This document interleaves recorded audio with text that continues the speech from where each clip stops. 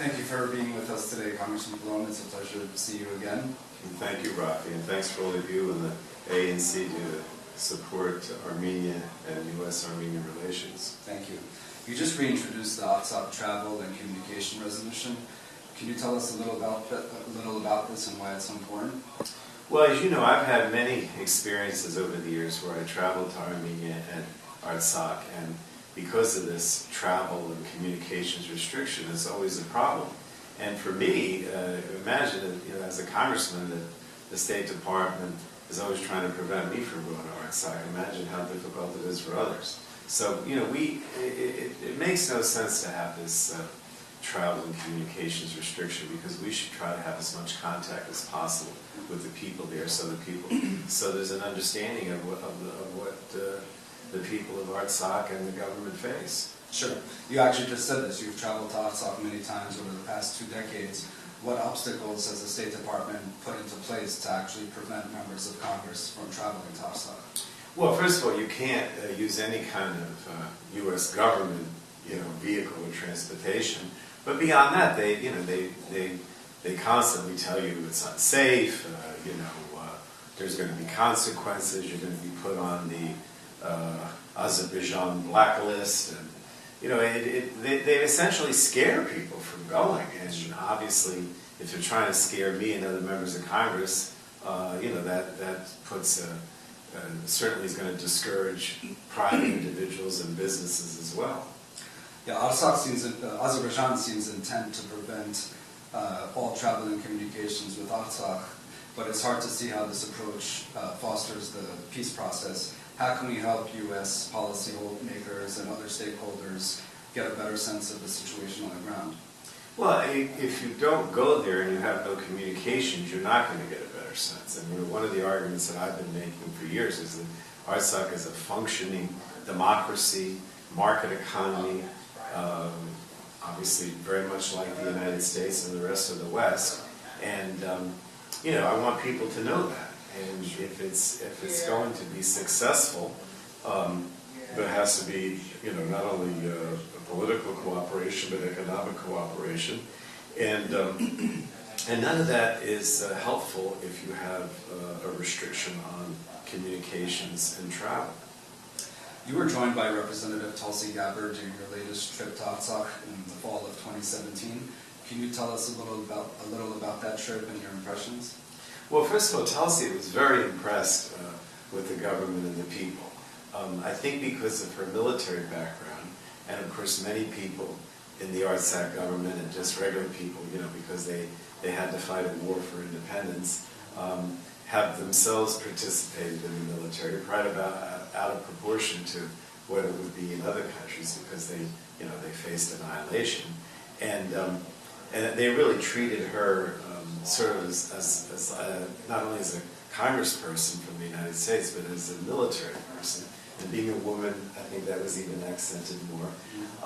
She spoke to the parliament, and her perceptions were very positive, and she's been very supportive both before and after. Are you hoping to get back to Artsakh soon?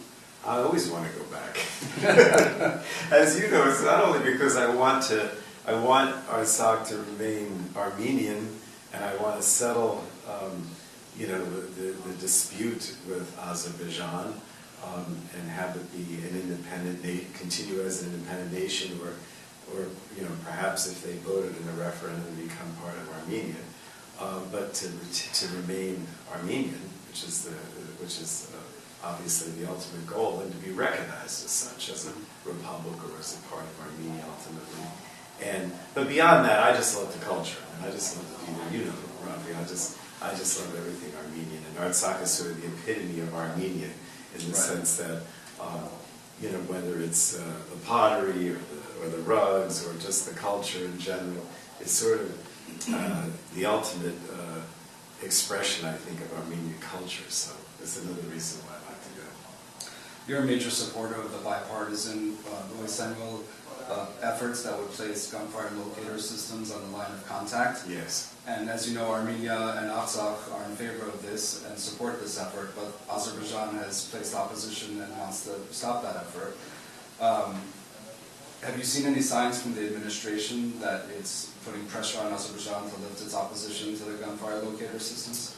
I haven't seen that. I mean, the main thing that our Armenian caucus tries to do is to prevent another conflict from breaking out, right? So that's why we're supportive of the Minsk group process. We like to see, confidence-building measures at the border, to prevent skirmishes from taking place.